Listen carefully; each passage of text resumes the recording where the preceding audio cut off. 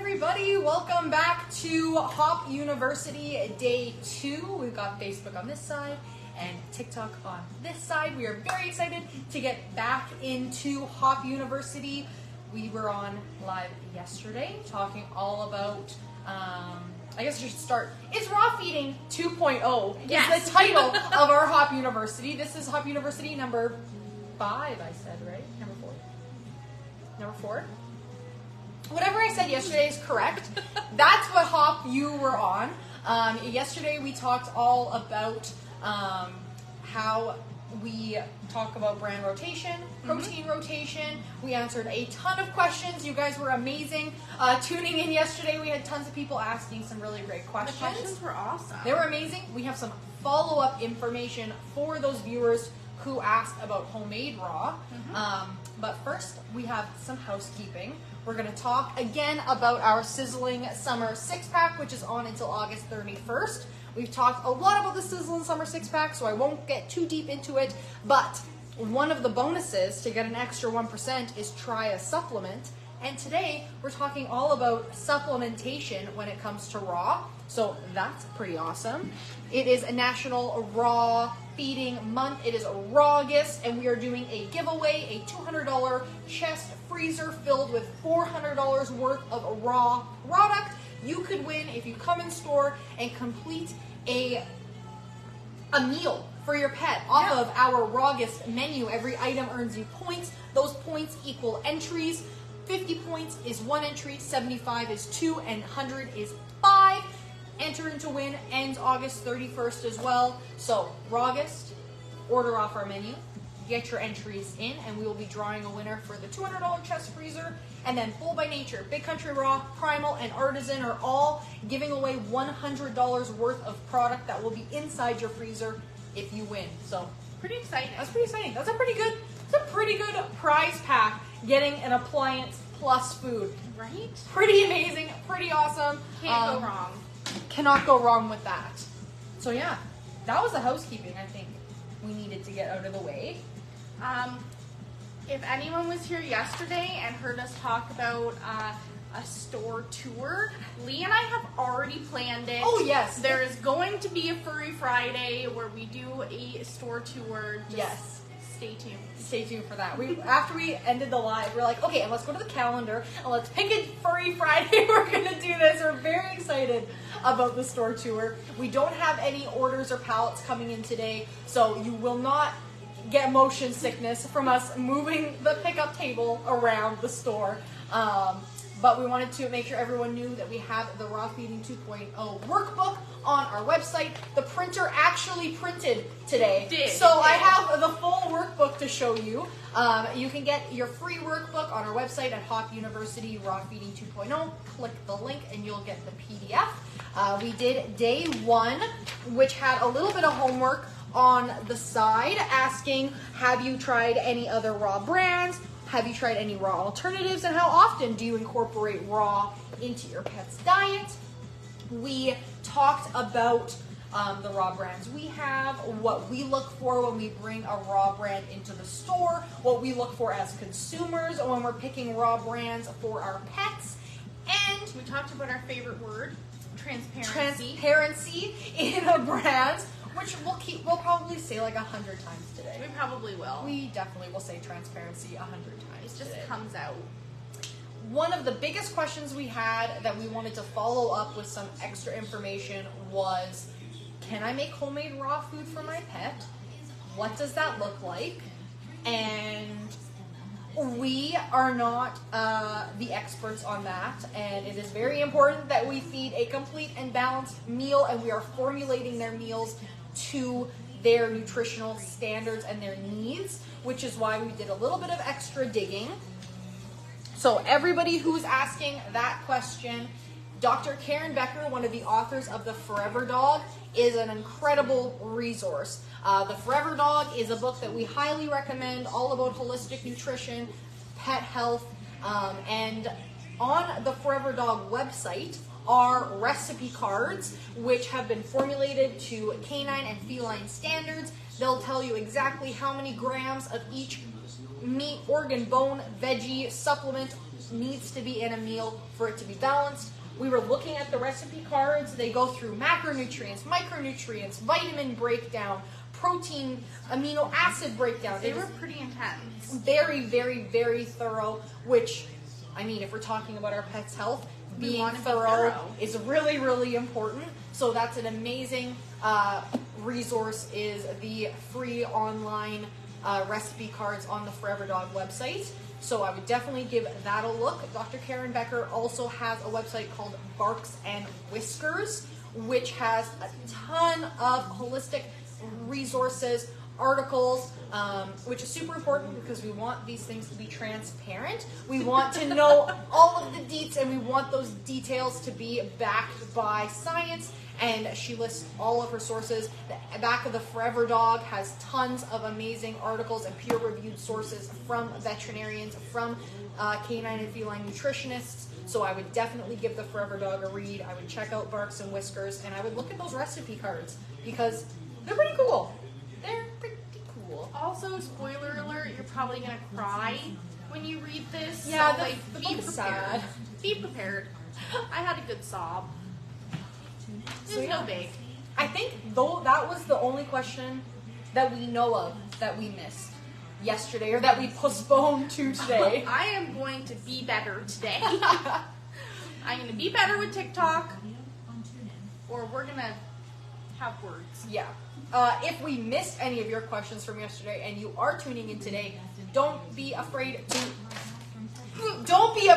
to ask them again in the comments. We're sorry if we missed you yesterday. TikTok kept bumping us to the very end of the comment list, so definitely not user error, definitely TikTok error. I'm gonna get the paper that I You threw on the floor? yeah, I was just too excited, and I talk with my hands, I fling things around.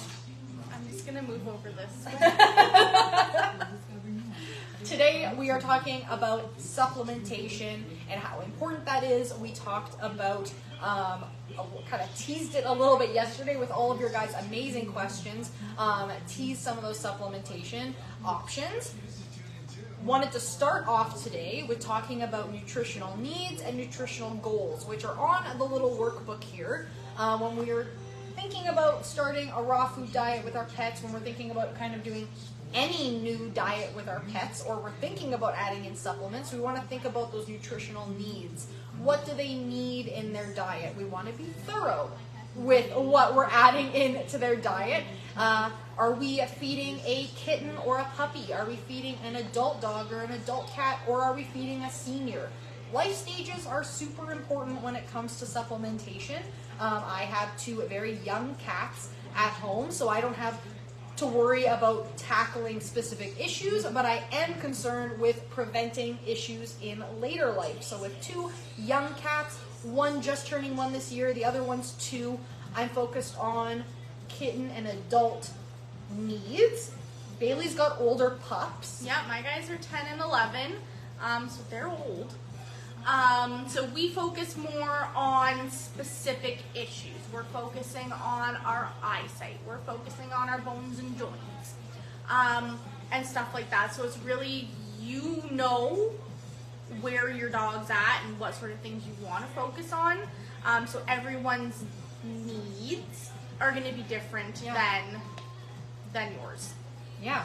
So life stage is important. Pre-existing or breed-specific conditions are important.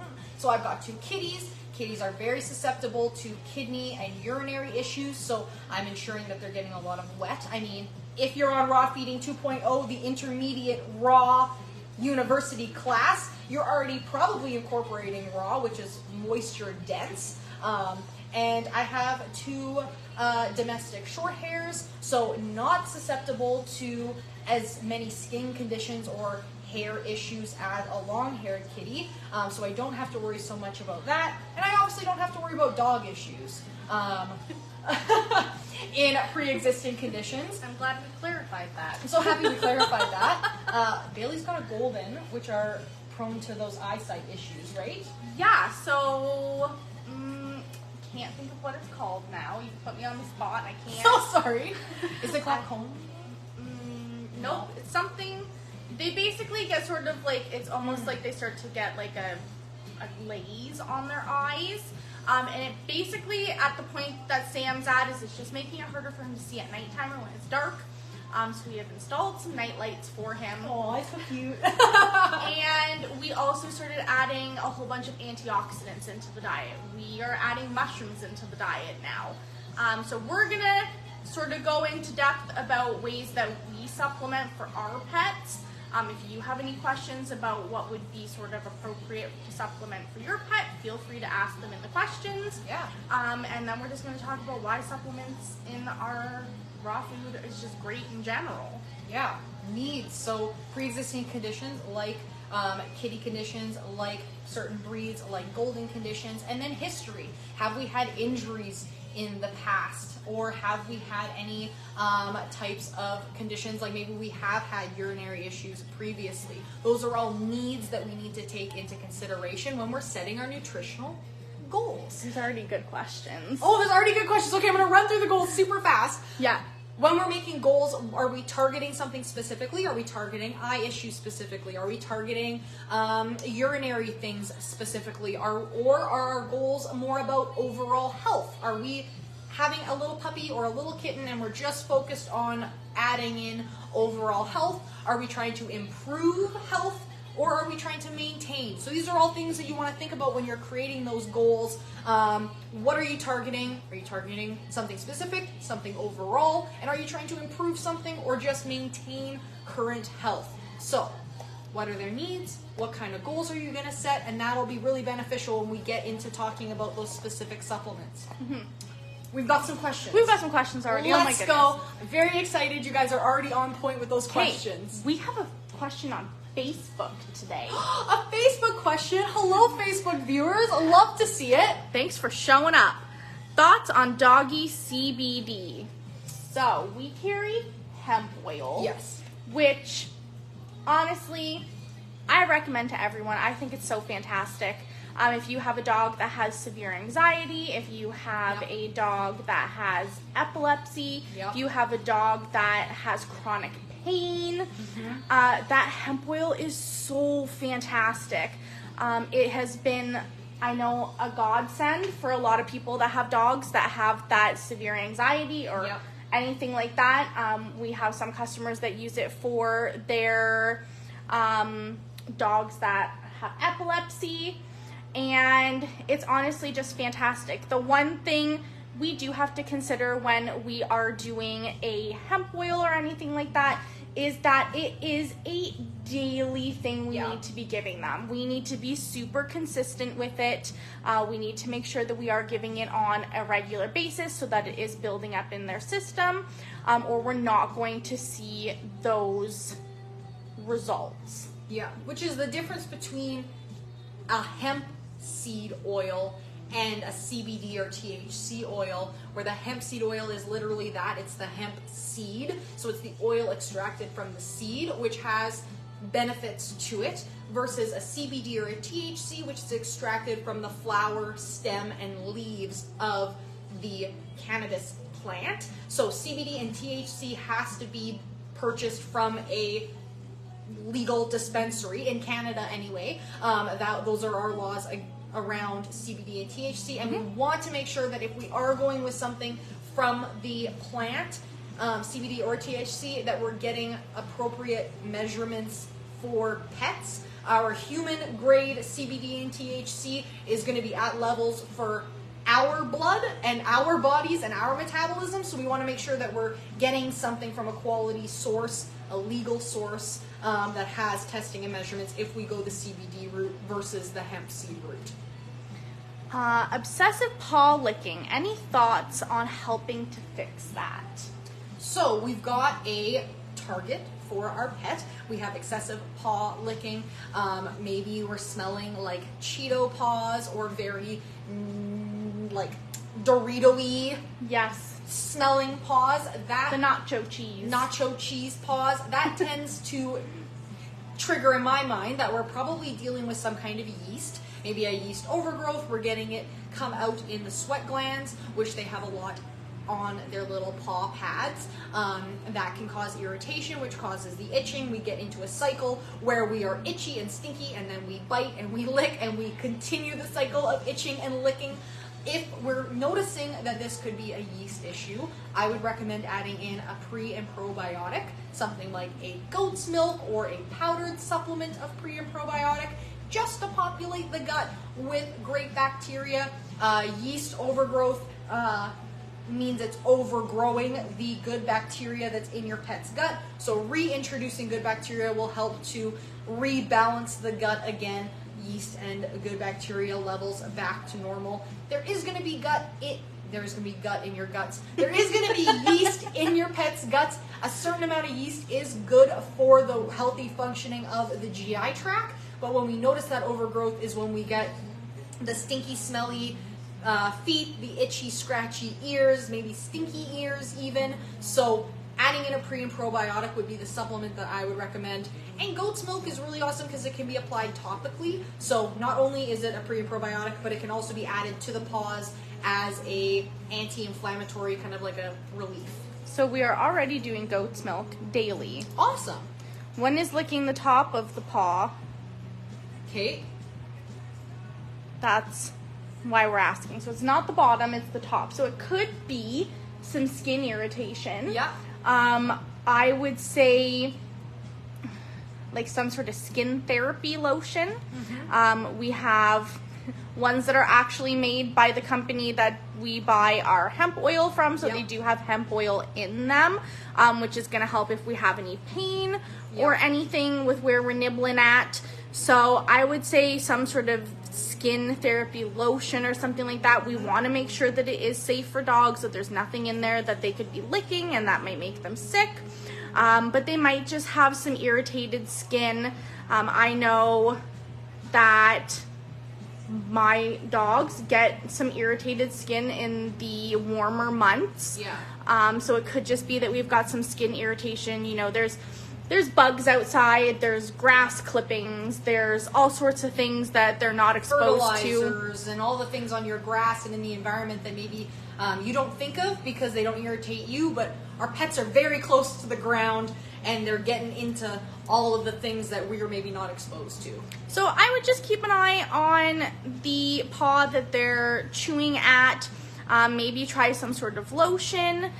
You can even try putting some of that goat's milk directly on the area where we are itchy and see if any of that helps. And I really hope that that was helpful information. Yeah.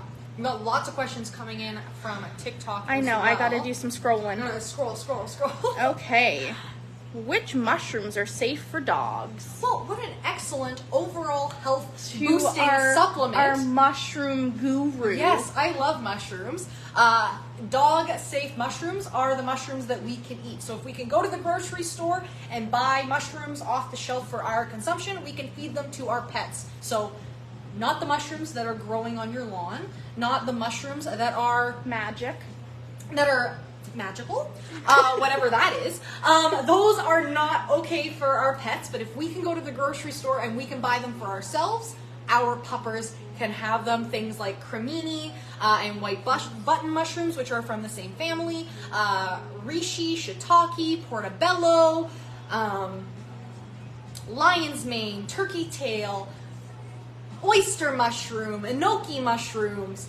How many other amazing mushrooms are out there? All of those are amazing for our pets in their fresh form or lightly cooked in like steamed if we have like a texture issue. Definitely don't want to be cooked in onions, oil, any spices or salt, but fresh mushrooms are amazing. Or a mushroom supplement is also good. Lots of mushroom supplements either come in a powder or a tincture form. If you watched my All About Mushroom live, you will know that mushrooms have, oh no, the word, it has a See, that's what happened to me before. They have chitin. Chitin is a hard fiber. It's this, or like binder. It's the same thing found in lobster shells and the exoskeletons of like shrimp and plankton, which creates that hard shell. It's what makes the mushrooms pop out of the ground and pop through wood, makes them strong, but that's also an insoluble fiber, making it a little bit harder for them to get the goods from the mushroom. So doing a tincture or a powder is isolating those good phytonutrients from the mushroom. That's going to be beneficial. I think Bailey sees a pupper, and I'm going to cough quick. 1 second.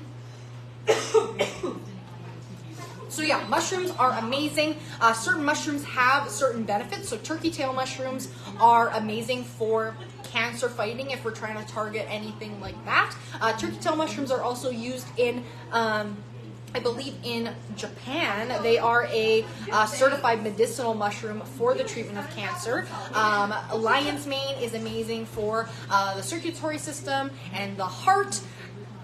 Lion's mane mushroom, sorry, I just said that. Cordyceps mushrooms are great for energy and body strength.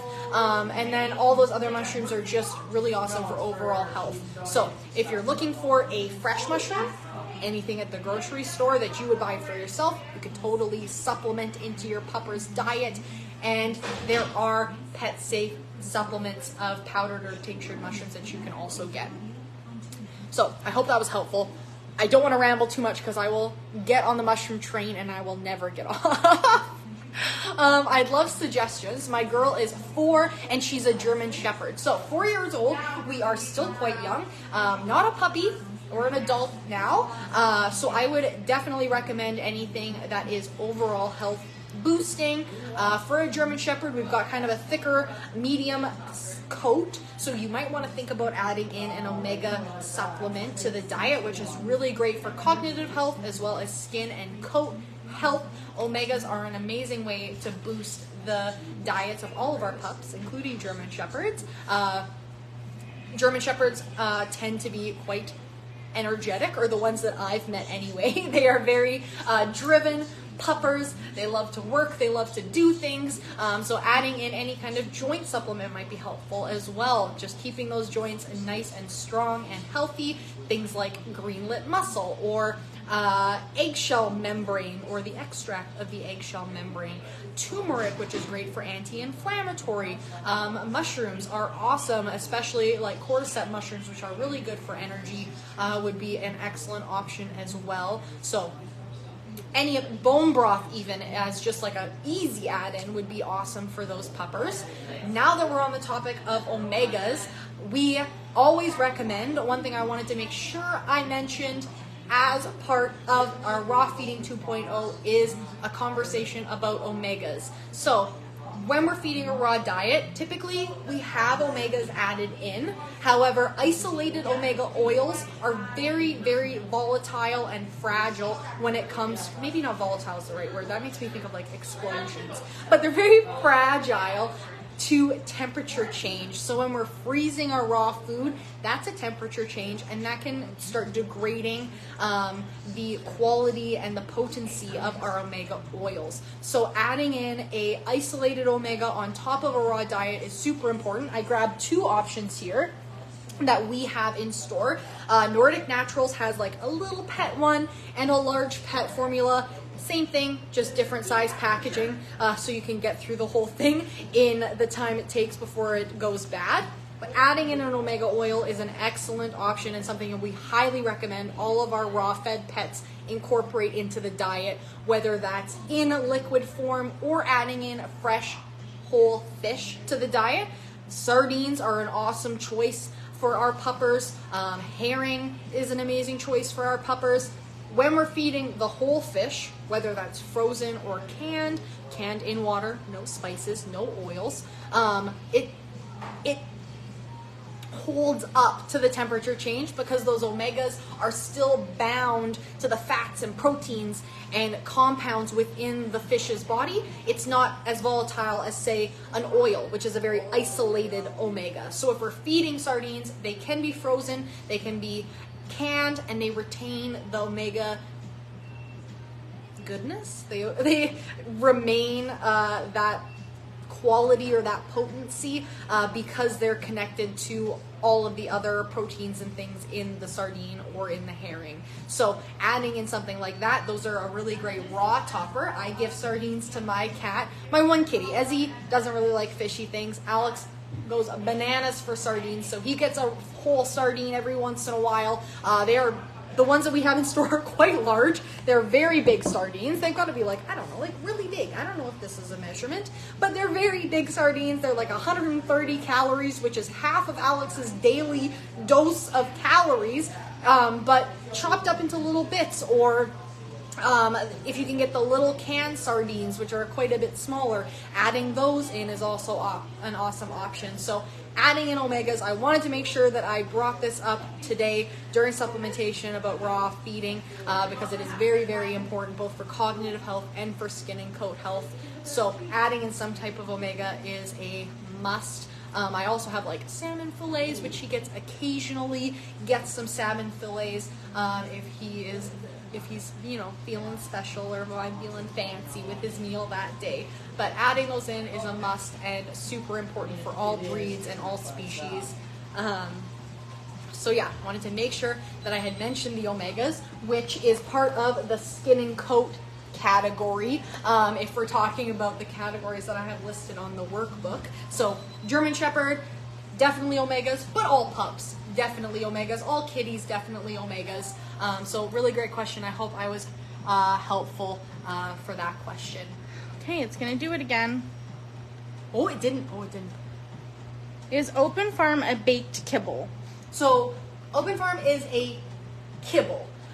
Kibble is the category of food which the food goes under really high heat and is extracted into that kibble format. A premix, which is a mix of the essential vitamins and minerals your pet needs, is added on top, and then typically a fat preservative is then sprayed onto the little bit to keep it preserved. That's what preservative means. To keep it preserved. So baked that makes me think of something like Honest Kitchen, which is a baked cluster. So it is baked, meaning it's not a kibble, because a kibble is not baked. It's like it's not as high temperatures when you're baking something, as opposed to when you are creating a kibble and doing the whole extraction process, which is in intense heat. But Open Farm is the only kibble that we carry. Very high quality kibble. Definitely take a look if you're interested in switching up your pet's kibble.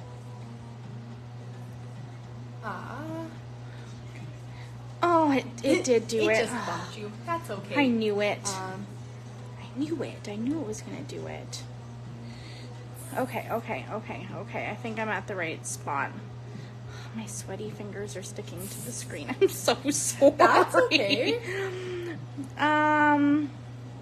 My dog is not doing well on Open Farm. He's losing hair from itching. Different brand, ? So I would probably then stay away from kibble in general. It could just be the excessive carbs that are in a kibble that is just not agreeing with your pup. I would say something like carnivore would probably be an awesome option. It is quick baked for 3 minutes and then left to air dry. So we're not going through any intense heat. It's only natural preservatives. There's not a whole lot of, there's not any fillers or anything like that in it. Really, really small ingredient list, which is really awesome for pets who maybe are experiencing dietary intolerances. If we can get a smaller ingredient panel, if we can start to isolate things that do work, then we can slowly find out what doesn't work and what might be causing that itching. Raw happens to be another really great option. We talked about yesterday that raw is very isolated. You're getting chicken dinner because it's chicken. You're getting turkey dinner because it's turkey. Very, very, very isolated, very unprocessed. Really great for those pups who have allergies and we need to isolate allergies or intolerances, and we need to isolate the problem factors from the things that are good. Mm-hmm. And if we do switch foods and we do still see that we're having some issues, we always recommend Animal Biome. Yes. It is going to do a full test of the gut. We're going to find out how balanced or imbalanced we are in their little tummies. And it's just going to give you a better idea of sort of what's going on within your pup. Yep. So that would definitely be an option if we do switch foods and we still are not seeing the results that we want to be seeing. I would definitely recommend Animal Biome. Yep. We do have a link for them on our website. I believe there is some discount codes I think there. so. I believe there's a discount code on our website. So I would definitely recommend checking them out, just to keep your options open, just because it could be more than just a food issue. It could be a complete gut issue. Yeah. Okay. Other question. Oh, I it did jumped it you. again. Oh, I'm so sorry, TikTok. I'm fired. Have a 6-month-old mini poodle. He's been biting and licking himself and still teething. Any advice? So it sounds like if we're biting and licking ourselves, if you think it's something to do with skin issues or yeast overgrowth, I would have the same advice for you as I did for the other itchy paw pup. If it's teething related, adding in some enrichment into the pupper's life would definitely be helpful. Raw meaty bones are an excellent option. They are nature's toothbrush. Really great for the teeth, also very entertaining for our pups. Things like beef marrow bones, turkey necks, chicken feet, Rib bones, beef ribs, bison necks, which we just got in from Artisan Raw, which is super exciting. So cool. So cool. Beef necks, all of those things make really, really great chews. The weight-bearing bones or the recreational bones, like marrow bones, which is from the thigh of the cow, are not fully digestible. So they won't, well, not fully digestible. They're fully safe. They'll eat the meat and the marrow on the inside, but they can't get through the bone because it's a weight-bearing bone. So they'll eat all the outsides, but things that are meal replacement bones, like chicken necks, turkey necks, rib Ribs. bones, bison necks, those kinds of things, they will eat in their entirety. But they make really great toppers to raw meals. I add a chicken neck, not a turkey neck, that's humongous. That's what Tucker eats. That's what Tucker has. Holy cow. No, chicken neck, a little tiny neck for my kitties. Ezzy gets a chicken neck every once in a while. Very meaty on the outside, very disgusting to watch her eat it and hear the crunchy grossiness. But she really likes it. Really great way to add some toppers. Chicken necks and chicken feet in particular are amazing sources of glucosamine. So if we're trying to add in some bone and joint health, definitely recommend adding in chicken feet into the diet as a topper onto their raw meal or as a snack or a chew. For those teethers out there, make really, really great natural edible options. We have another question about the Open Farm raw mix. Okay, Open Farm raw mix, we went over this a little bit yesterday. We aren't carrying the raw mix only because they've kind of degraded their kibble a little bit. So they've added in some extra potato into their kibble. So not quite as high protein as, or high quality as their other kibble because of that extra potato add-in. And the freeze-dried isn't enough per serving to really see any benefit of the freeze-dried raw. Much better to go off of their premium regular kibble and add in their freeze-dried yourself. Adds in that much more benefit. Even adding in some of their gently cooked or any kind of raw brand on top of kibble. Any amount of raw is better than no raw. You can replace 20% of your pet's diet with imbalanced toppers, things like chicken feet, things like this is a complete imbalanced meal, so really you can feed as much of this as you want. But any type of raw topper you can definitely add to the meal. So that's why we recommend making it up yourself, because then you can give that 20% of raw, which you will then start to notice a difference in their health when you add in more raw than what is in that bag. There looks like there was a conversation going on about turmeric. Okay. I'm just gonna sneak in and say, turmeric you can do a golden paste, or You can sprinkle turmeric into your raw meals. Both of those are fantastic options. Either or is going to give you great benefits. It's totally just whatever is easiest for you. We have both here. We have a golden paste as well as just a turmeric powder. So either or is awesome. Yeah, definitely. And when we're talking about those bones and joints, like I was saying, adding in turmeric is a great way to target inflammation while also being just a general overall add-in for any inflammation or any hardworking pet or any really active pet. What do you recommend for a lab that's overweight to help lose weight? So we kind of touched on this yesterday. The big thing we want to do if we have an overweight pup, which I am guilty that I have had an overweight pup before. We're not back to Tucker. We're back to Tucker.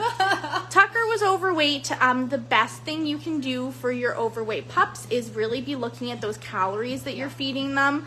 We want to be feeding them to that ideal weight. You will probably get some protest for the first little bit that they're starving and they're gonna run away from home, find a new family. But the best thing you can do for them is get them to that healthy weight, less stress on their bones and joints and everything like that. So we want to be feeding them to that ideal weight and really be watching how many calories we are putting into our pups if we are wanting to lose some weight. Yes, definitely. And adding in things like raw meaty bones are very low calorie options, especially like a little chicken neck or a chicken foot. Really great add-in for those pups who maybe are protesting. Maybe they're like, I'm starving here. Come on, what are you doing? We can add 20% of the diet, whole fresh foods, things like cucumber, which are really low calorie. Most veggies, most berries are really low calorie. So adding those in on top can make them feel fuller and make them feel like they're getting a nice big full dish when really we're giving them the same amount of calories that they should be getting. Can we order online? So, I apologize in advance if you are from the US. We ship Canada-wide currently, not frozen products. We do local delivery for frozen products, but unfortunately we cannot ship frozen products throughout Canada. Everything else, all of our supplements, all of our dry options, toys, treats, all that good stuff, bone broth, as long as it's not frozen. We can ship all of that Canada-wide. We are working on figuring out being able to ship to the US. We love you guys and we want you to be able to order from us. We blame the border. They send everything back to us. So we are working on getting it so that we can ship to our friends in the States. But currently we are just doing Canada-wide shipping on everything except frozen product.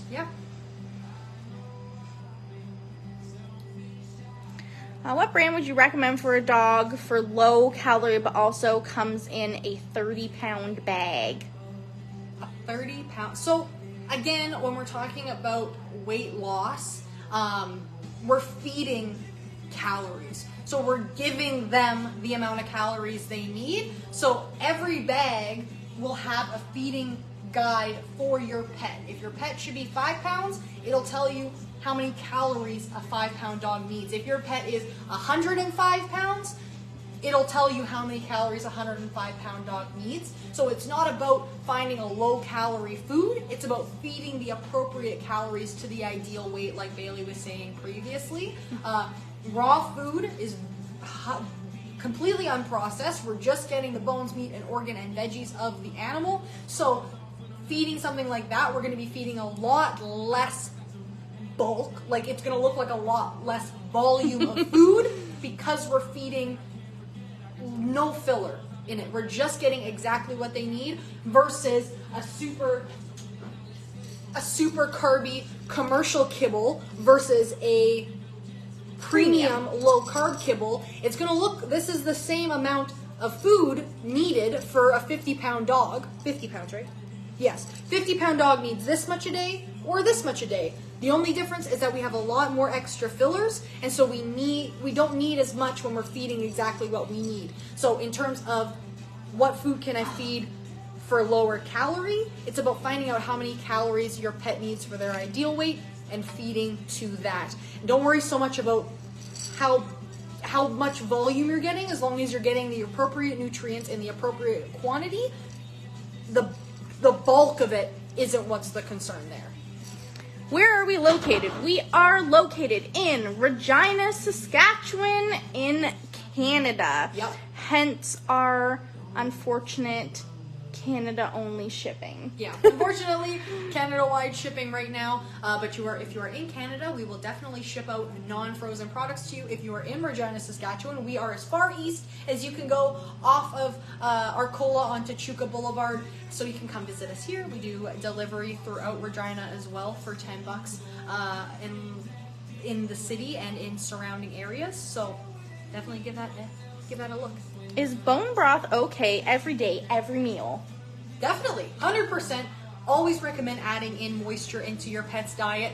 I rotate between bone broth and goat's milk just to give some variety, but adding in bone broth every meal is an excellent option. High in glucosamine, really great for liver detoxification, help with those tear stains. Amazing addition of moisture, especially for our pets who are on a dry diet.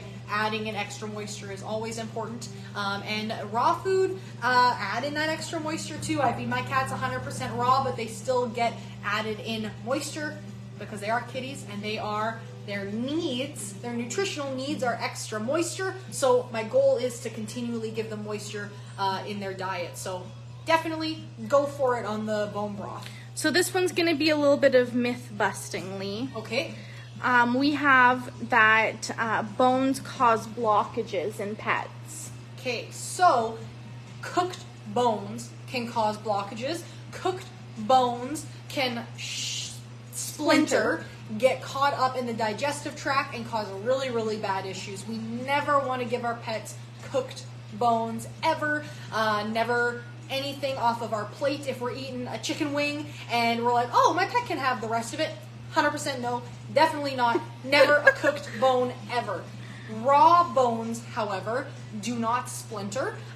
They are fully digestible if we're feeding the meal replacement bones like we were talking about that aren't weight bearing, so like ribs, necks, fish bones. Things like that are completely digestible. If we think about, I always think about my kitties on my parents' farm. They're out there hunting mice. They're not picking the bones out of the mice. They're eating the entire mouse, bones and grossness and all.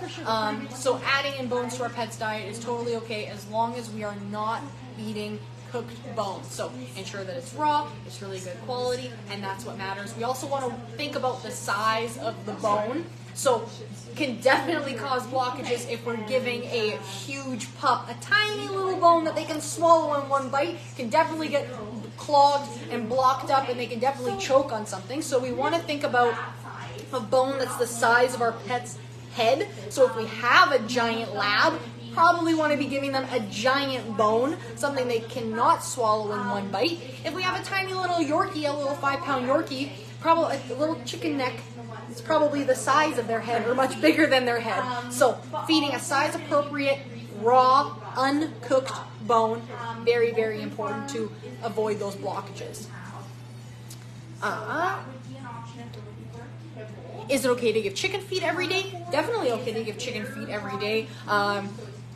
I rotate the bones that I give my pets, but if you have a big bag of chicken feed and that's economical for you, definitely feed the whole chicken bag every day until you're done that bag, and then maybe think about switching it up a little bit. Maybe get chicken necks the next time, maybe get duck feet the next time. Totally up to you, but definitely okay to give chicken feet every day. What are some good facts about the Honest Kitchen? I love your content. Well, thank you for the compliment. So, Honest Kitchen, the stuff we have behind me here is their baked whole food clusters. So they are a baked food. They are human grade and made in a human grade kitchen. A really amazing company. They have stews and dehydrated bone broths. They have a line of dehydrated meals as well, which are super awesome for on the go or for adding in to your pet's diet. Really, really great company. We really love Honest Kitchen, so definitely check them out. We have an Our Brands page on our website as well that you can go into. Go into Honest Kitchen. It'll give you the whole lowdown about why we brought Honest Kitchen in and about why we sell Honest Kitchen and promote Honest Kitchen to our pet parents. Thoughts about Nutrisource. Not super familiar with Nutrisource. If Nutrisource is a kibble, you can definitely do the What Grade is My Kibble worksheet on our website. If you go to the very bottom of our website, it's a What Grade is My Kibble.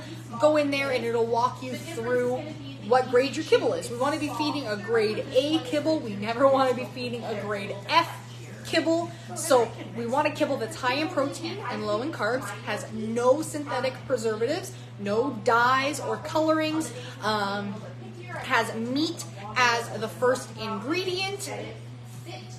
And the fifth thing is the veggies are before the salt. So we want to have, if there's veggies in there, we want them to be before the salt in the order of ingredients. That means it's more than 1% of the bag, because salt in commercial pet foods can only be 1%. So we want to see that those veggies before. So that's how we grade a kibble. You can also, we have a Hop University all about kibble. It's our Beyond the Bag Kibble Masterclass. So on our YouTube channel, we have a Hop University playlist. I would definitely give that a listen. We go into kibble, the open farm, we go into baked, we go into air dried, we go into raw alternatives. Definitely give that a look if you are thinking about switching it up or you wanted to evaluate your kibble a little bit more.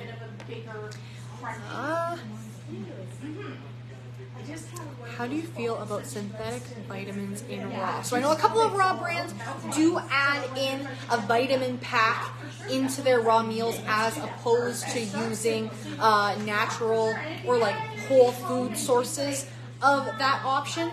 Generally, they're doing that because it can be a little bit more difficult to formulate using those whole food sources, because they can vary quite drastically depending on which one we're choosing. So if we're looking at a raw food company, I would just go with something that's really transparent, someone who's able to answer your questions on that.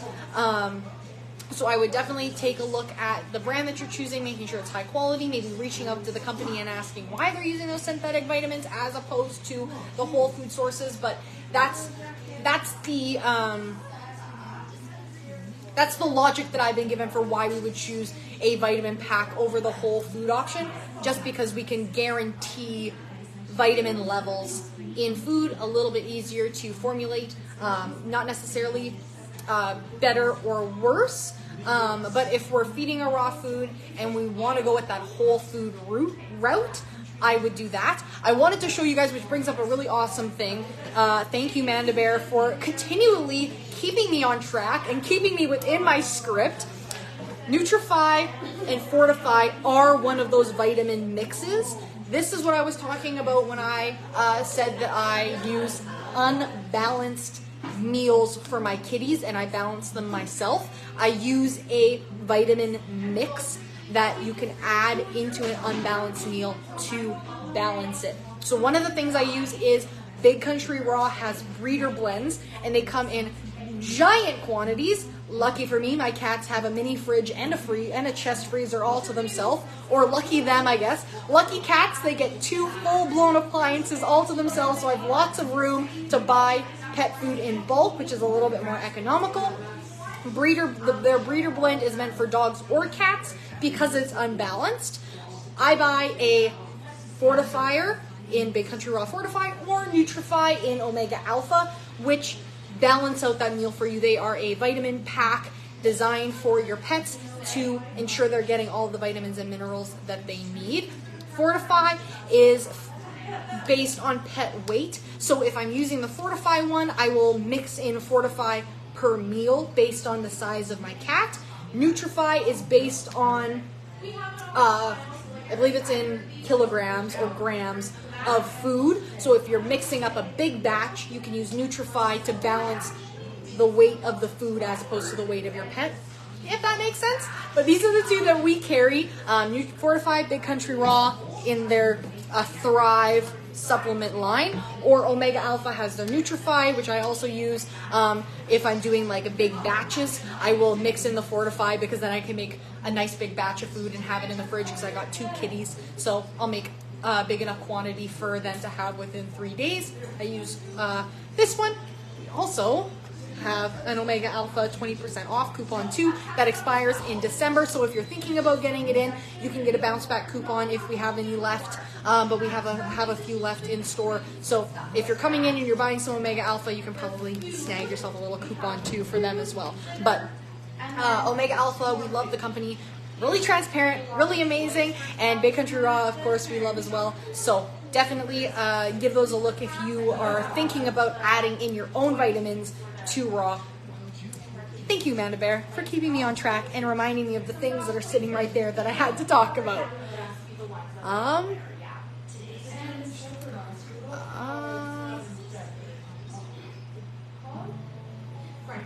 So again, bones can break teeth, cause cuts to the gums, and bone splinters. That is why we want to avoid cooked bones at all costs, because cooked bones will splinter, and that can cause a lot of issues. And we want to make sure that those splinters don't get into the gums, get into the esophagus, or get into the gut and poke holes anywhere along the digestive tract, which goes from top to tail. So definitely want to stay away from that and only be feeding quality raw bones that are to the size for your pet. We don't want them to be eating something that is far too small for them that they're going to be able to choke on. So we have a couple rumors that we recommend. I cook for my pup and give him raw organs and raw chicken feet as treats or snacks. That's excellent. Adding into the bowl 20% of unbalanced things like raw organs, like raw chicken feet as treats, snacks, or toppers is amazing. My kitties also get chicken hearts because kitties need extra taurine in their diet because they can't make it themselves. So I'm giving, sometimes they get a chicken heart, sometimes they get a duck gizzard. Different nasty, terrible things that are super gross but are in their fridge, their little carnivore fridge, not my vegan fridge, and their little carnivore fridge. They get those things. So very awesome. Love to hear it. I want to add, I just jumped away.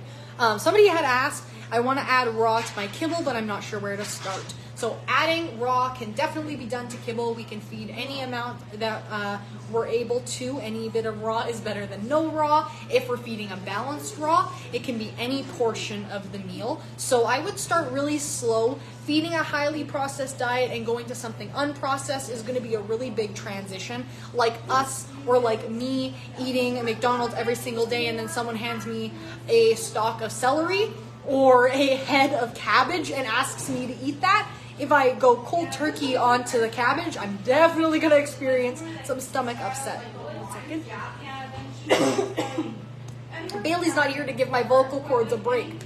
Excuse me. Sorry about that. So we can incorporate it in whatever way works best for our pet. Typically slower is better if we can start nice and slow incorporating fresh food into the diet, adding in like a little scoop or just feeding it as a treat at first.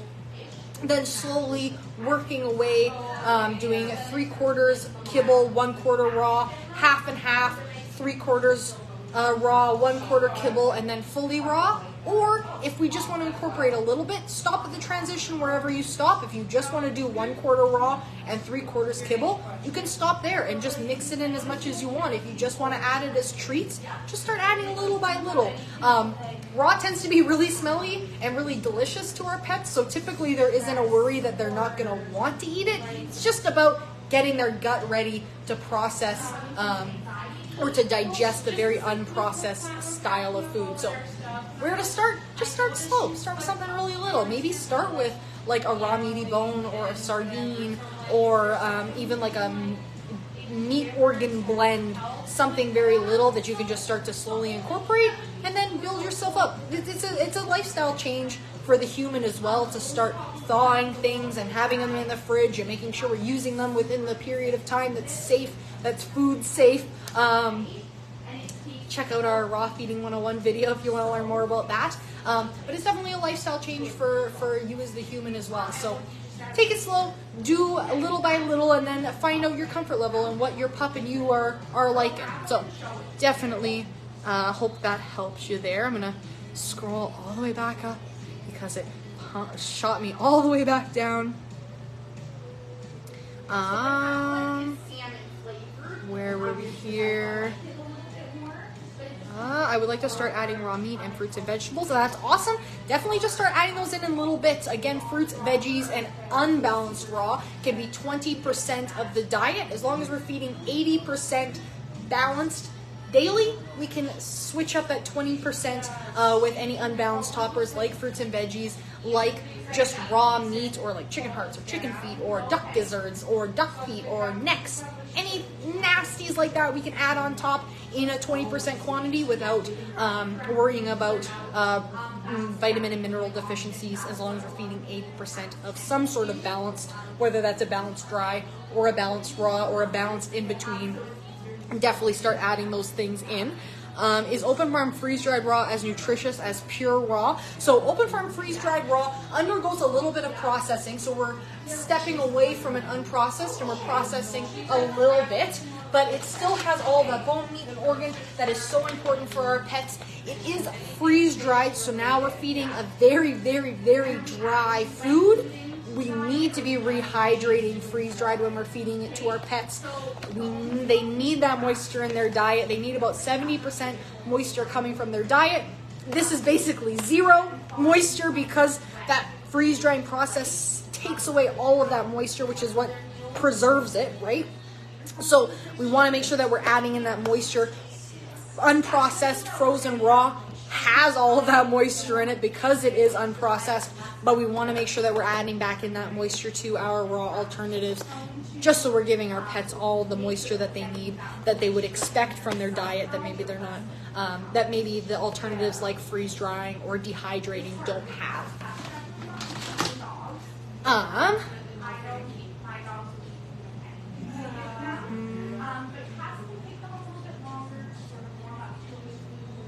How do you prevent harmful bacteria in raw food? Many people don't know how to handle raw food. So we had our Raw Feeding 101 course, which is all up on our YouTube channel, all about how to store, prepare, and serve raw food safely. We were lucky enough to have Nicole, who is our coworker, and she is a chocolatier by trade. So she's done all of the food safe courses. She's a master of food safety, and so she came in that day.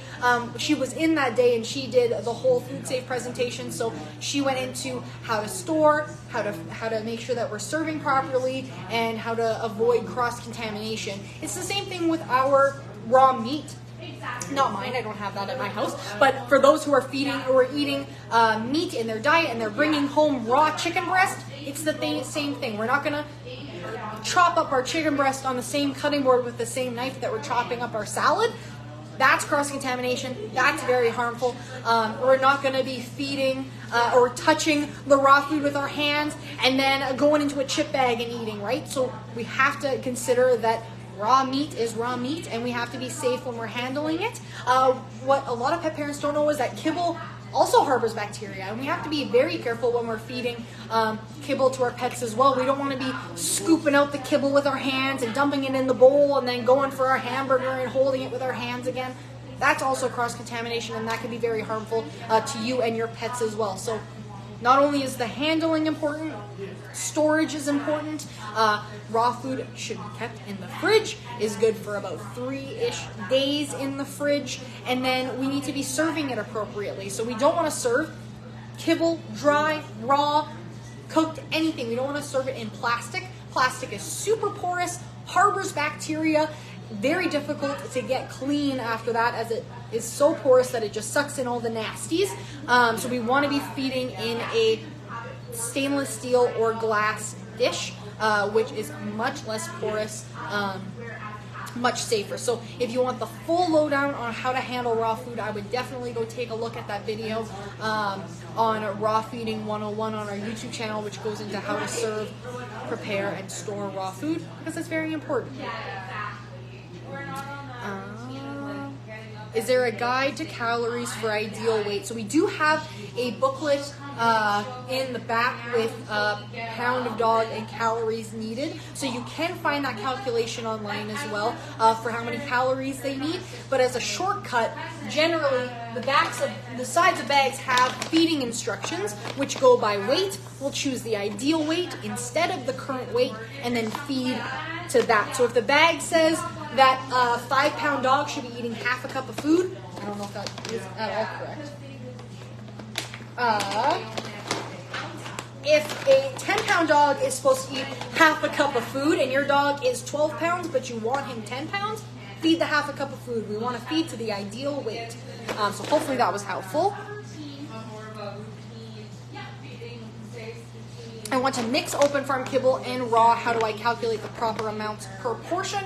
So in a general rule, we want to feed 100% of the daily diet, right? We want to feed 100% of their need.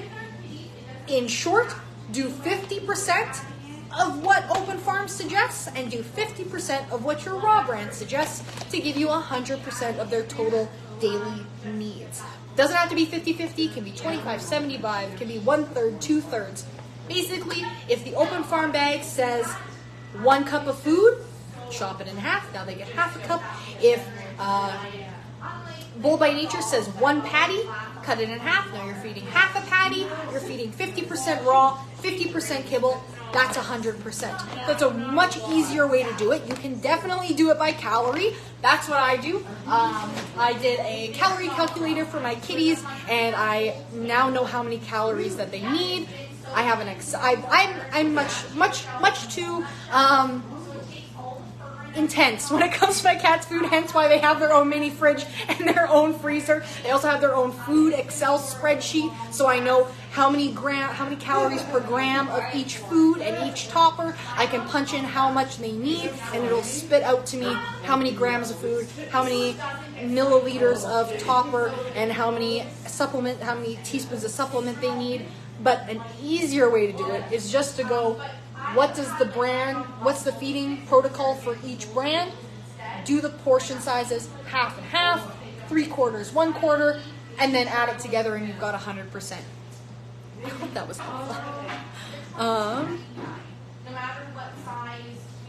I feed my 70-pound dog 2.5 cups of Inukshuk dog food a day, but I want to switch, but I'm scared. So I haven't heard of this brand of dog food. Transition can be really scary. It can definitely be scary for the human and the pet, but slow is important. The slower the better. If we can start slow, gradually transition them over to the new food, that's going to be best. Transition typically can be aided by keeping certain things similar. So the closer to what we're feeding now, the better it's going to be. So if they are on a fish formula, switch them over to the fish formula in the new food. If they're on wet, or if they're on dry but we want to move them to raw, maybe meet in the middle. Maybe go from dry to wet to raw. Do it in little steps. So we're switching as little as possible as we go. If they're used to a really dry, or they're used to having pumpkin in their food, or they're used to having their toppers, don't change that up. Keep the toppers the same. Just slowly change things one at a time. The brand is going to be different, so we'll try and keep everything else as similar as possible. Hopefully that's helpful.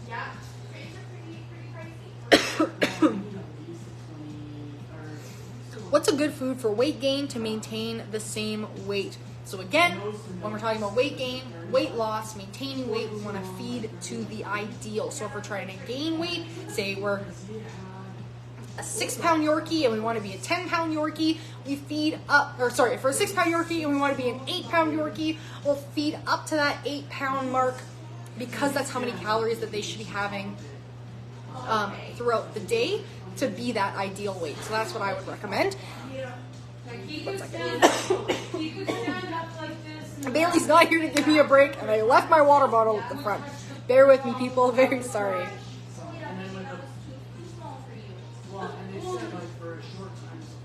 How is the now fresh dog food?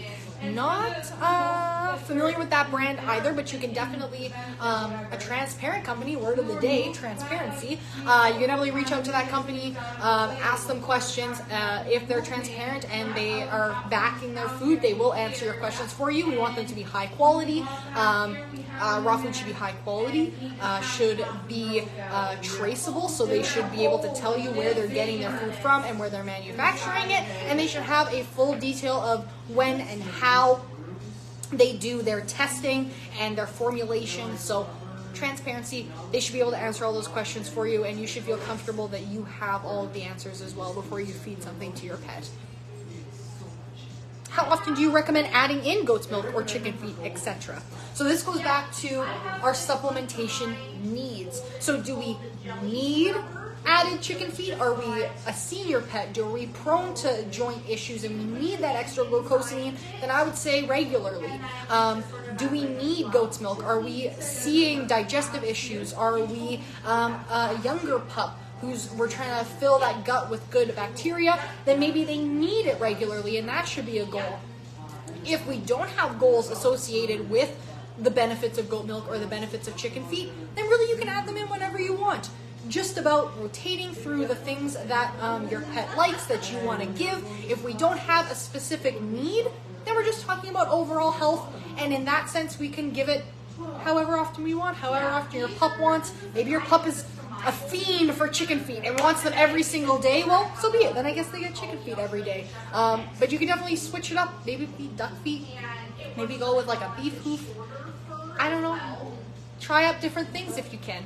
But if you have a need for it, definitely give it to them every day, as often as you see fit. We have two freezers, so they're on the one wall where we have the wall over where you were already, and then you called about the I'm struggling. I've tried almost every brand and I can't get mine to eat. So, picky pets, that really sucks. I'm very sorry that your pet is a bit pickier. But the same thing goes that I was saying earlier. Very sorry, everybody. I seem to have a tickle in my throat. Same thing goes as previously. Gradual and small changes at a time. So whatever they're eating right now, if you want to switch it up, stick with things that are very similar to the thing that you want to change to. So if you're feeding a fish formula, stick with a fish formula in the new thing. If they're still picky and they still don't want to switch over, try adding in really delicious add-ins. Try adding in bone broth. Try adding in goat's milk. Try adding in something fishy like a whole sardine.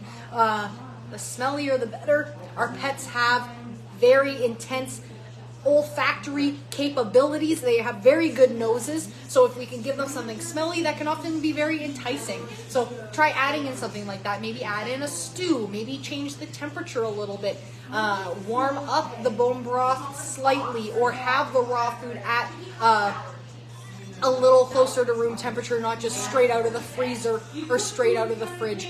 Maybe mix it in with a little bit of room temperature water, just to give it a little bit of a different palatable temperature, which can drastically change how much they would want to eat it. Since it's your first time shopping here, you'll also get a $20 card to bring back for your next purchase, so you'll get $20 off your next purchase. What is a good food that doesn't have chicken? My dog is allergic. So we talk a lot about how good raw is for allergies for this exact reason. We know that we can't feed chicken, and there are lots of options out there, especially raw options, that isolate their protein. So the chicken food will have chicken, and none of the other ones will. The beef one will be beef, the turkey will be turkey, the bison will be bison, the lamb will be lamb, the pork will be pork.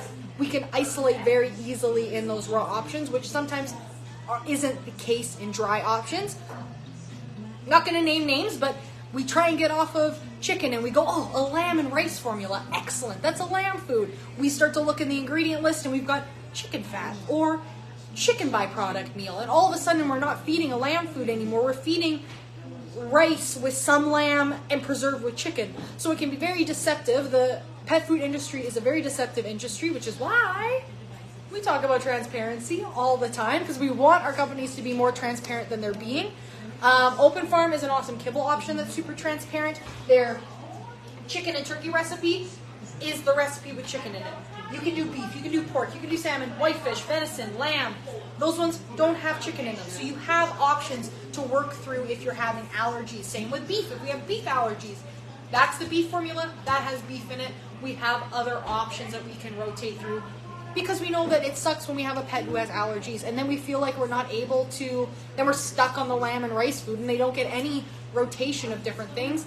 Finding a brand like the brands that we have, like other really awesome brands that have isolated protein options are really, really great for those pets. So hopefully you can take a look at either some of the brands that we have, some of the raw brands that we have, or any brands that are near you and see if they have any other options. But definitely make sure you're looking at those ingredients because chicken is cheap, chicken is easy to source, and so lots of pet food manufacturers put chicken in their ingredient list somewhere. So definitely keep your eyes out. Be aware. Be searching for that transparency. I don't know. How do you feel about Fancy Feast? So we don't have Fancy Feast in store. Fancy Feast, although is a wet option, so much higher in moisture than most cat kibbles, Fancy Feast isn't necessarily high quality. We want to search for a high protein option with no synthetic preservatives, with no controversial ingredients. So I would opt for Tiki Cat or Inception or Essence or Honest Kitchen stews, a wet food that we know is high quality, has really good ingredients, no synthetic preservatives, no added fillers. Especially, if you saw our Instagram stories, I'm trying out the Tiki Cat pate of their After Dark line. So really great ingredient list in their After Dark recipes, and they just came out with a pate, which will be similar texture to Fancy Feast. Fancy Feast tends to have that very puree, it's super pureed. It's like a block of pureed stuff, which is similar to their pate they just came out with. So I also had someone message us on Instagram and say their kitties really love the pate and the After Dark Tiki Cat. So super excited to try it with my kitties. I haven't yet, but I would find an alternative wet food for those kitties, or even raw for cats is super awesome for the kitties. Really high in moisture, very high quality if we can find a really good brand. Do you feed? Oh, that's in comment conversation. Why would vets feed Purina or Hills to their pets if they are bad? Why would a vet harm their own pets? So we do not recommend Purina and Hills just because they are low in protein, very high in carbs, tend to use a lot of controversial ingredients, and unfortunately our vets don't get a whole lot of nutrition training, and the nutrition training they do get is typically sponsored or provided by Purina or Hills or both. So they're getting fed that information from those companies, which is why they believe that they are so good for them. We know that if McDonald's ran our hospitals, they would tell our doctors that McDonald's is good to eat, and our doctors would assume that. So we do not want to gripe on the vets. We are very, very supportive of our vets, and we love our vets, but the education that they're getting is typically from the companies that make the food themselves, and a company is not going to tell people not to feed their food. They're going to tell them to feed the food that they make. That is just how it is. Purina isn't going to tell vets not to feed their food. So if they're giving educational advice, they're going to tell them definitely feed our food, and Purina has profit in mind, not pet health. So feeding a high quality food that's super transparent is really important, which is why we look for high quality options, and we trust holistic veterinarians and pet nutritionists on the subject. The Forever Dog is a really great book by Dr. Karen Becker and Dr. Rodney Habib, who are excellent resources, who have all of their resources cited in the back, super transparent about the research that they do and the sources that they get it from. So this is something that we are very passionate about, ensuring that we're getting information from sources that are reputable, from sources that are not being paid to tell us things, but by real science that doesn't have a financial investment in ensuring one thing wins over the other. So I hope that answered that question there.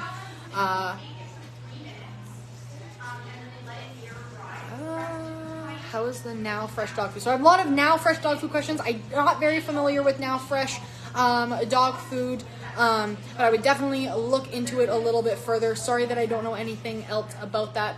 If you message me on Instagram, message House of Paws on Instagram and ask about it, I will definitely do some research and I'll get back to you. I just need a little bit of extra time to do some research on it before I'm able to talk on it right now.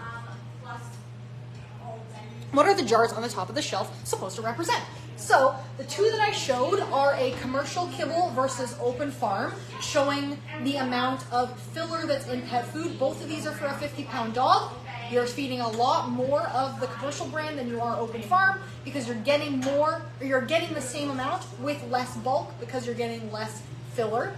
These two jars, which, see if I'm tall enough to grab them, are representative of how much carbs is in a commercial kibble. So a commercial kibble tends to be 60 to 70% carbs, so about 2/3 of the food you're feeding.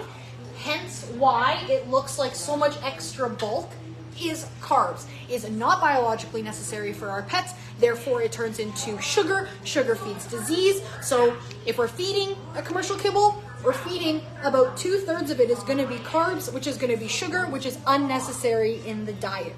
So that's what these jars are representing there, which is why raw is, to bring it back to raw feeding 2.0, raw is a really awesome option, really unprocessed, super low in carbs because we're getting all of the meat, organ, and bone that we need with some added veggies in the puppy recipes, but that's why we recommend that so highly.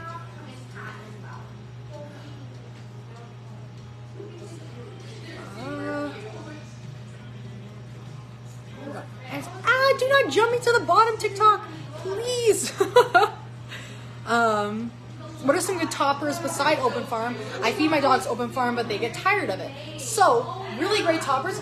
Raw food, really great topper. Gently cooked, really awesome topper.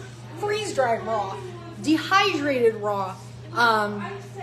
Fruits and veggies. All of those things make excellent toppers. Even like a stew makes a good topper if we're feeding a dry diet. So any amount of moisture that we can add in is awesome, so like stews or raw. Any amount of raw we can add in, like raw, freeze-dried, dehydrated, all those things make really awesome add-ons. And like you said, your dog gets tired of it.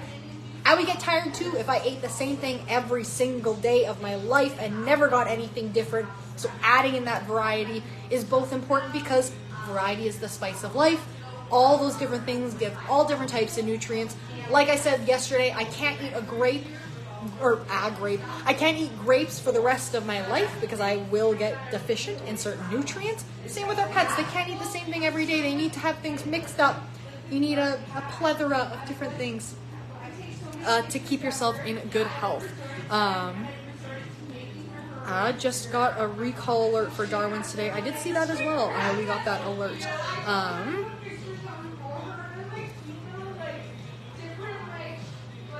What's a good long-lasting chew? Bully sticks don't last long, so I would recommend a raw meaty bone. Raw meaty bones are an excellent chew option. They are nature's toothbrush. They got meat on the outside, typically marrow in the inside.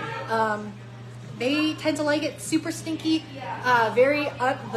completely unprocessed. They're just bones, so definitely recommend that. Can last quite a bit longer than a bully stick will.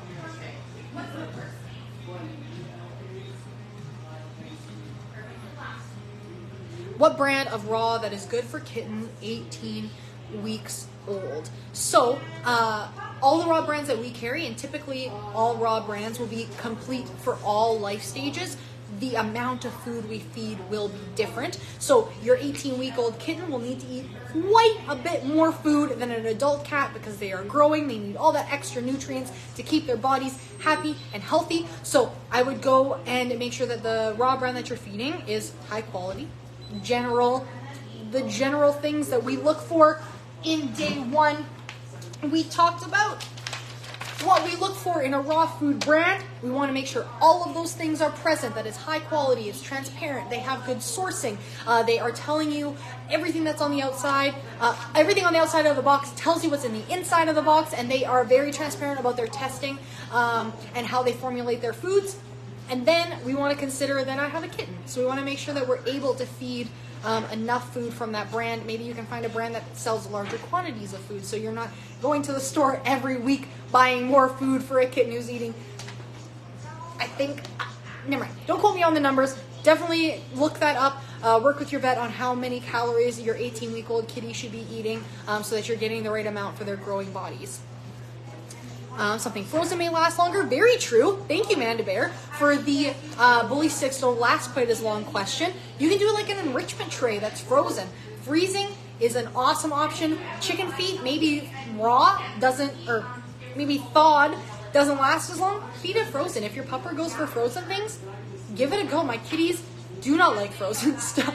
My kitties get very discouraged quickly if they're unable to devour the whole thing right away. So I thaw all of my raw meaty bones for my cats, but frozen definitely will extend the chew time on those kinds of things.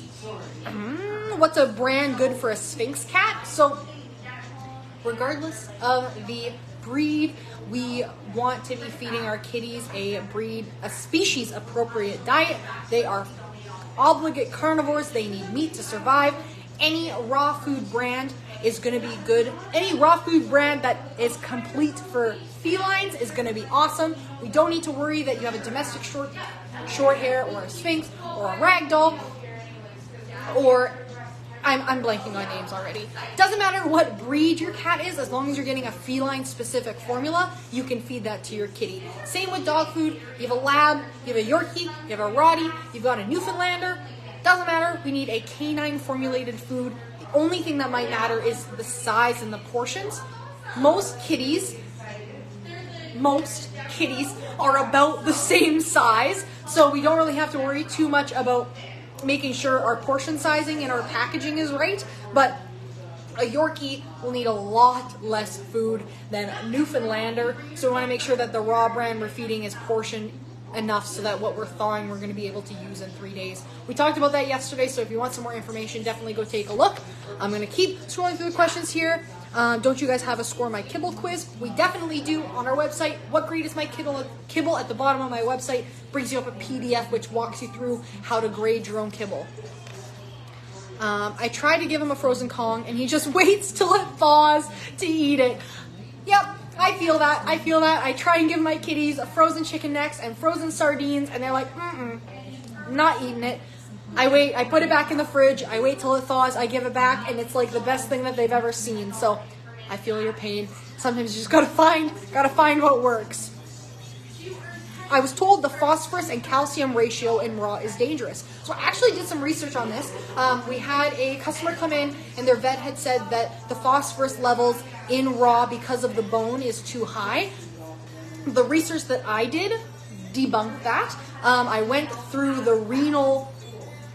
It was a veterinarian-specific diet. I can't remember if it was Hills or Royal Canin, but they have a renal diet, which is intentionally low in phosphorus because renal care needs lower phosphorus because of if we have a system that's struggling to process phosphorus, we want to feed a little bit less phosphorus. And the research I did was the raw brand that we have in store has less phosphorus than the vet food that states that it is low phosphorus. So I would question that. I would do your own research. I would look at the specific levels in your raw food and compare them to what your vet wants to see in the levels. So if your vet says we need less than 0.25% phosphorus in the diet, bring them the ratio of phosphorus in your raw food and say, look, the raw food is 0.20% phosphorus, so it is less. What's the issue there? So I would do the research, look at the numbers, and go based on fact, not based on the idea that raw is going to have higher ratios. Check your raw out. A good raw brand will be transparent, will give you those numbers. Just like a good dry food will give you those numbers, a good raw food will give you those numbers as well. Also, Dr. Karen Becker, I read a bunch of articles from her on phosphorus in raw food, and she goes into a whole bunch of detail on that. So Barks and Whiskers is where I found that on Dr. Karen Becker's website. She goes into phosphorus. Very, very, very interesting stuff there. So I would take a look, especially if you have a pet who's on the renal diet or who needs lowered phosphorus. very, very good resources. Amanda Bear says my dog would do the same. What would you recommend for Pomeranians? So like I talked about with the Sphynx kitties, is that don't have to worry about a breed specific, just a species specific. So a Pomeranian, a Lab, a Golden Retriever, a Newfoundlander, they're all canines. They all need a canine specific diet. We don't need breed specific. If we're looking at marketing tactics, which we talked about in Beyond the Bag, a Kibble Masterclass, lots of marketing tactics say this is a Dachshund formula, this is a Lab formula, this is a Rottweiler formula. Really, they're just taking the exact same bundle of food, repackaging it, and saying it's for a different breed. If you want to go look at that, I did print off I believe it was a Dachshund formula and a Rottweiler formula, and I compared the ingredient list, and it's basically the exact same. There's not enough differences to make it any kind of difference. The big thing that changed was in the Dachshund formula, they highlighted the ingredients that are good for bones and joints, and in the Rottweiler formula, they didn't add highlighting. So really, we want to make sure we're feeding a canine-specific diet, we're feeding something complete and balanced, and that will be good for your pup. And it dropped me all the way to the bottom. What brand of raw is lower in phosphorus? The one I was looking at was Bold by Nature. The Bold by Nature brand that I was looking at, it was specific for cats. I was looking at the cat formula because their cat was on the renal formula, and they had those measurements laid out on both of the brands that I compared. If you have a kitty or a puppy who's having those kind of issues, definitely message us on Instagram and I'll totally do some more research for you, or send you those links. So definitely would give you some more information if you message us, and I will send you those over in a link format.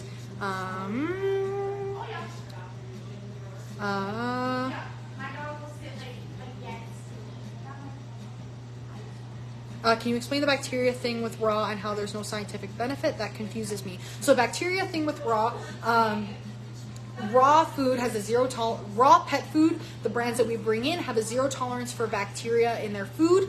Reputable raw brands will have rigorous testing in the same way that dry options will have rigorous testing for bacteria as well. So do they. So raw food brands have a zero tolerance for bacteria in comparison to human raw meat, which has more than 0% tolerance for bacteria. So human grade meat can have some bacteria in it. Dog and cat raw food has a zero tolerance. So we want to make sure that we're feeding a reputable brand. We don't just want, yesterday Bailey talked about if your neighbor Bob is making raw food in his garage, maybe question that. We want to make sure we're feeding a reputable source, and no scientific benefit. I would definitely do some research on the benefits of raw.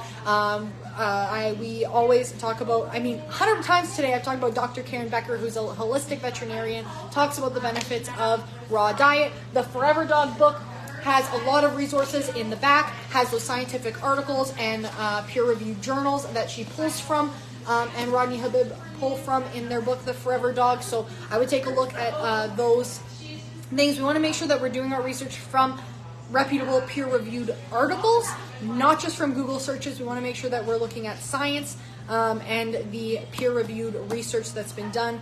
Raw is a biologically appropriate option for our pets. Really high in moisture, high in protein, has all of those really good things for our pets. So I would definitely do the research on that one as well.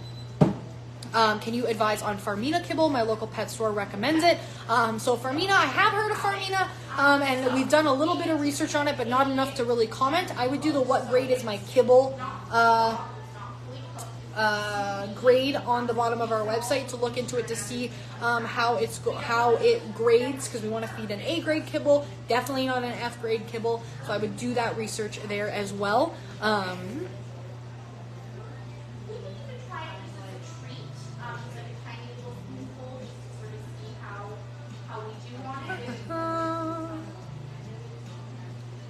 Was the other one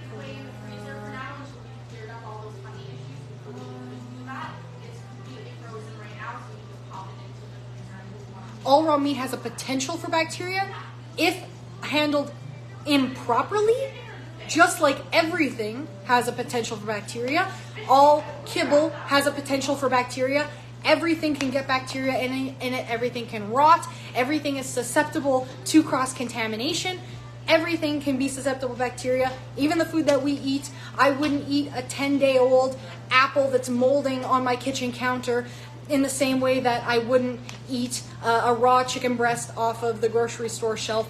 Everything has a potential for bacteria. That's why rigorous testing and reputable brands are very important. That's why you are crucial in feeding your pet, whether it's dry or raw. You need to make sure that you're serving it, preparing it, and storing it properly. Same with kibbles. We need to make sure that we're keeping it in an airtight container, that it's not being exposed to moisture, light, air, that it is not touching plastic. Plastic is very porous and very bad for our pet's food, and that we're washing our hands after we're serving it.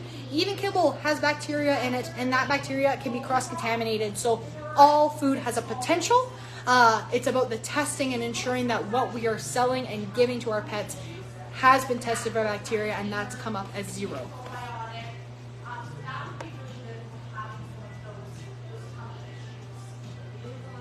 Is Primal a reputable brand? Yes, Primal is a really awesome brand. They're a US brand. They're very transparent about their ingredients, about their testing, about all of the things. They have really amazing reps. We have a couple of reps who we are really close with. They answer all of our questions. They're super transparent and awesome, so we definitely recommend Primal. They also have a really great contact center for just regular customers, not just businesses, but you can always ask us to ask a rep a question. We're definitely here to be the messengers between you and your pet food brand, because it's very important that you have all the deets and you feel comfortable with the answers.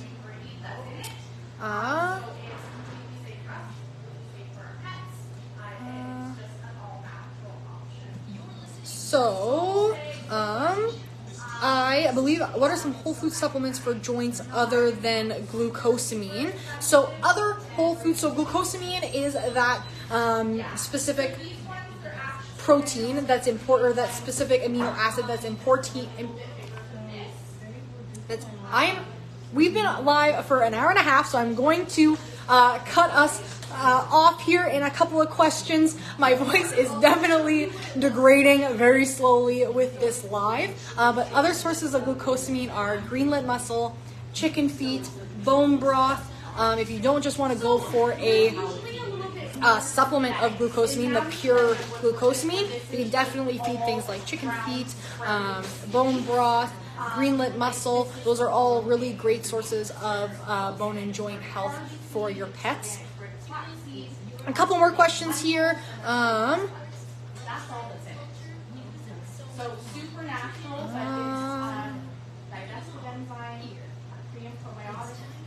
So I'm going to drop it off there. If you have any other questions, you can send us an email or you can send us a message on Instagram. We will definitely get back to you on all of your questions.